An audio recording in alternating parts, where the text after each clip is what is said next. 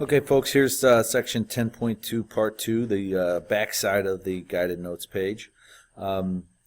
Question number 4 says use your calculator to approximate each angle measure to 3 decimals, and then there's a hint. It says read carefully. So I'm going to go ahead and flip over here through the magic of modern technology to my TI Nspire CAS calculator for you to just look at in awe and wonderment. So the first one I got to do there is sine of 67 degrees, and I'm going to use the TI Nspire CAS calculator. Many of you may not have the same calculator. You may have a TI-84 or some other TI equivalent. Hopefully you know how to use it. If not, you're going to need to see me during class and ask me a couple questions. So I'll just go to the scratch pad here since I'm going to do a couple quick calculations. And the first thing I want to do is sine of 67 degrees. Well, notice, I'm in radian mode. So that's a problem. Should I switch to degree mode? Well, no. Otherwise, I'd be switching back and forth all the time. You heard it here first, folks. In my classroom, you should be in radian mode all the time.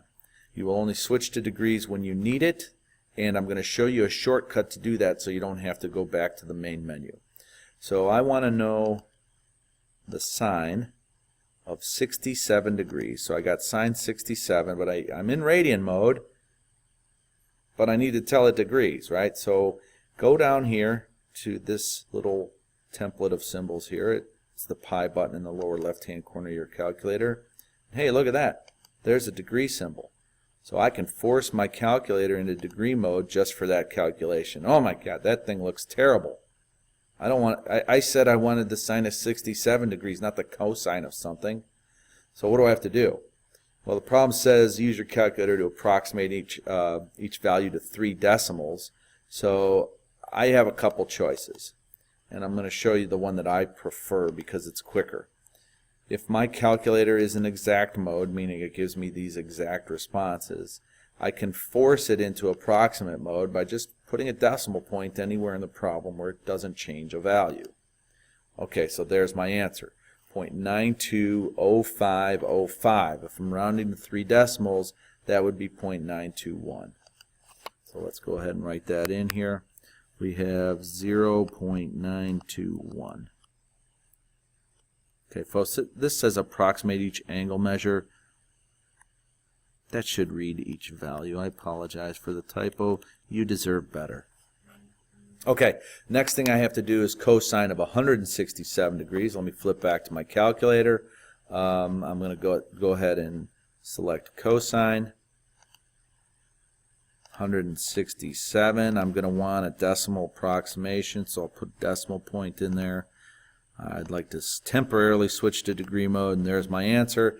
Negative 0.974. Let's go ahead and fill that in. Negative 0.974. Okay, so what's the next one? It says cosine of 3. That's great. Okay, so I'm going to go ahead, go to my calculator. I'm going to hit cosine of 3 degrees. And if I do that, folks, I'm going to be wrong, because it didn't say 3 degrees. You have to read very carefully here. Notice that these two angles are in degrees, but these two have no units. Gee, I wonder, do we have a dimensionless unit to measure angles? We sure do. It's called the radian. So this is really the cosine of 3 radians. And how do we enter that in our calculator? Well, I need to get rid of that degree symbol. Cosine of 3, and I want it as a decimal, so I'm going to force it to be a decimal, is negative 0.98999, so we'll round that to negative 0.990. Negative 0.990. And then, folks, just make a quick note here that that 3 is actually 3 radians. Same thing over here in example D. That's the sine of negative 1.6 radians. And I'll spare you the details of going and plugging that into your calculator. When you do that, you get something that is approximately equal to negative 1.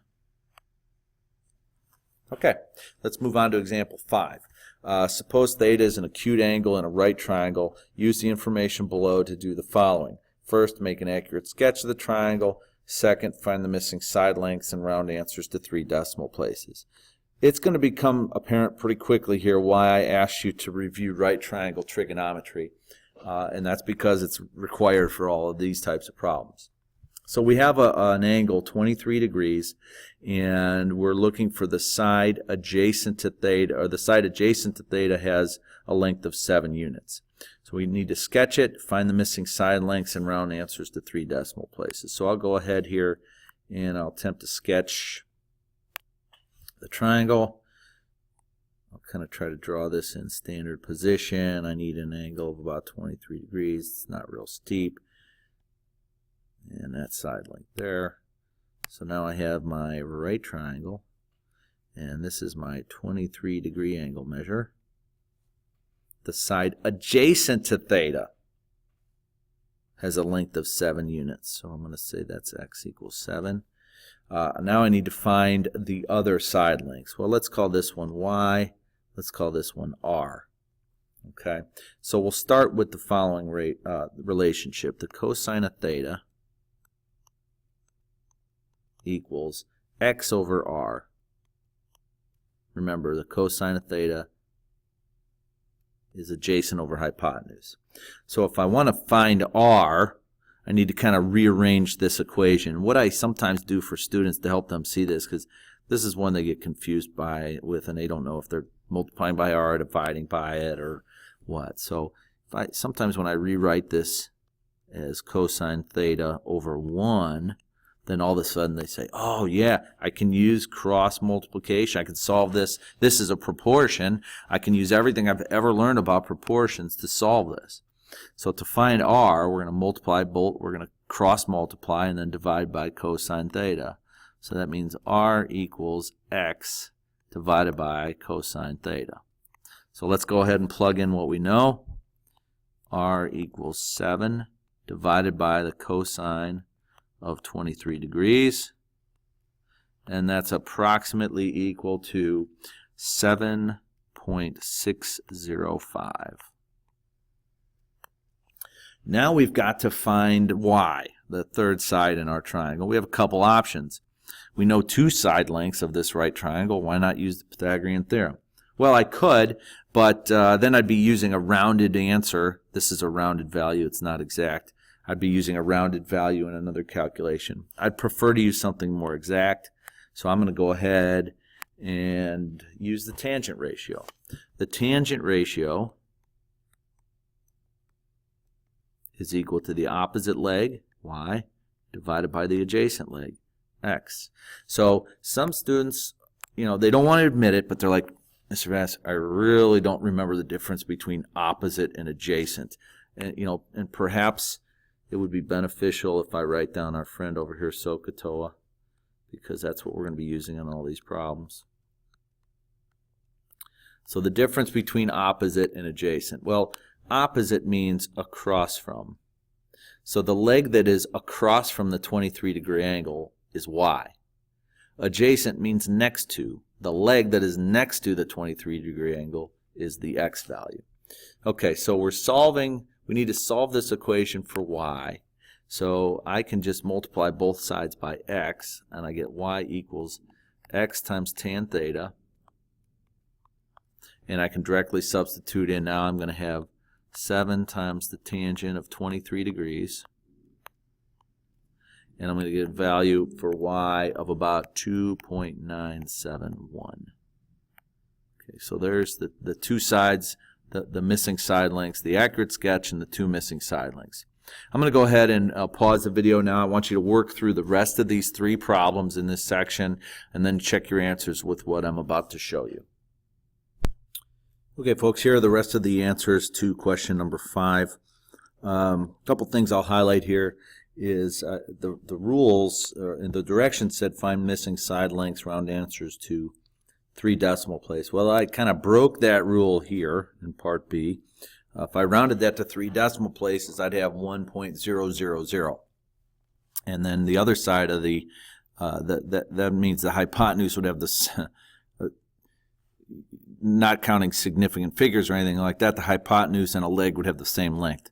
I wanted to definitely show you that that's not possible, so I added a couple extra digits there for the sake of making the problem, the actual answer match the problem. Okay, the other thing I want to highlight here is every time I did one of these calculations, every calculation used the original two numbers in the problem. And I'll show you what I mean by that here in Part C. So to find the original two answers or two numbers in the problem were 72 degrees and 12 units long for the hypotenuse. So in every calculation I only used 12 and 72. You can see that right there for x. And then for y, I also only used 12 and 72. And again, the reason I do that is so that I get the most accurate answer I can. I could have done these problems a number of different ways, and you may have chosen one of those different ways and gotten an answer slightly different than mine. And the reason for that is that I used all exact values in my calculations to come up with my rounded final answer. If you used a rounded value in one of your calculations, then you're adding more error to your calculation. So my preference is for you to use exact values in your calculations whenever possible. I guess the only other thing that I'll mention here is that I asked you to make an accurate sketch of each triangle.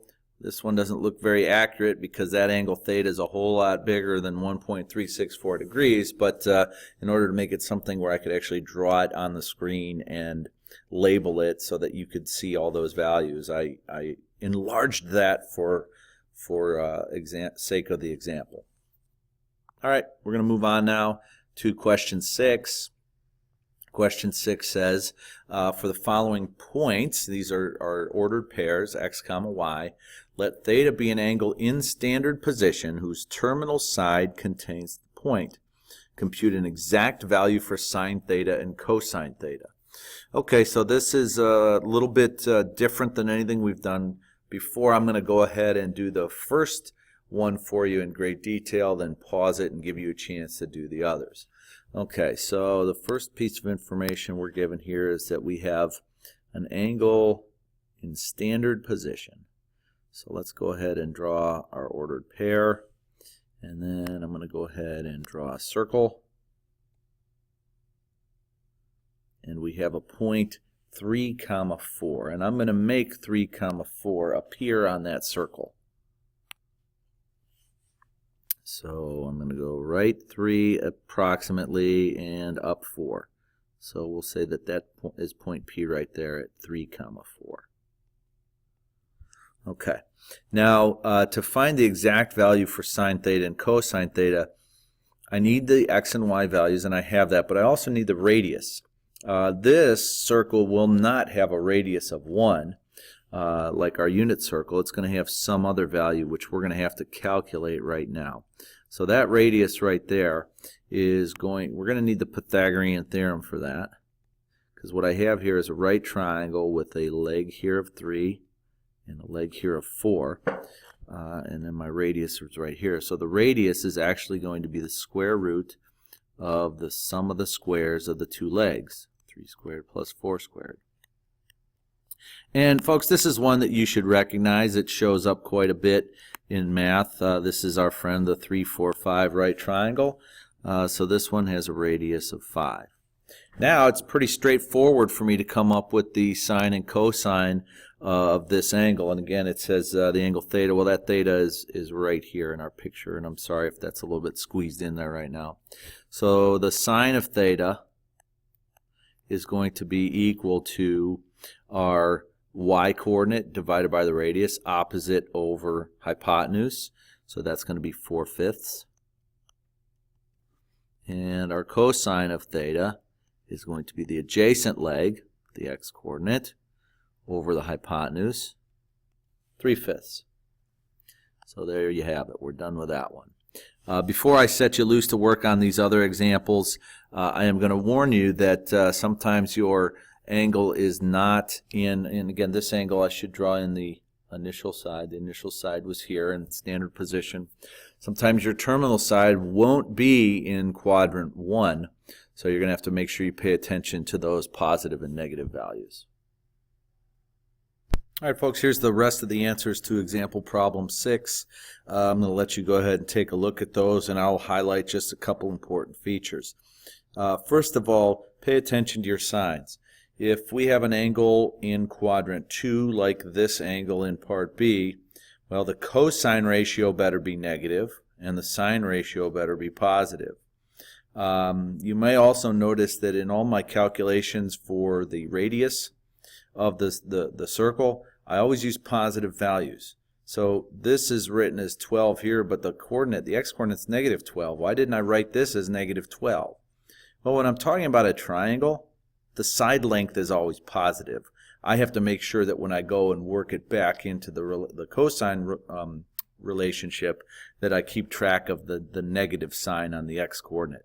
So this negative 12 is a position in space. This 12 represents the length of a side, which is always positive. So again, keeping track of your positive and negative signs in example 3, we're in quadrant 4. We better have a negative y-coordinate, positive x-coordinate, or negative sine ratio, positive cosine ratio. And then in part D, we're in quadrant 3, so they are both negative, and you'll notice that I had another Pythagorean triple, the famous 69, 92, 115 Pythagorean triple, which ends up reducing to, it's just a 3, 4, 5 Pythagorean triple that's been expanded. So you can see that when these ratios are reduced, they give you the relationships of negative 3/5 and negative 4/5 for sine and cosine. All right, that's it for this video. Good luck on WebAssign.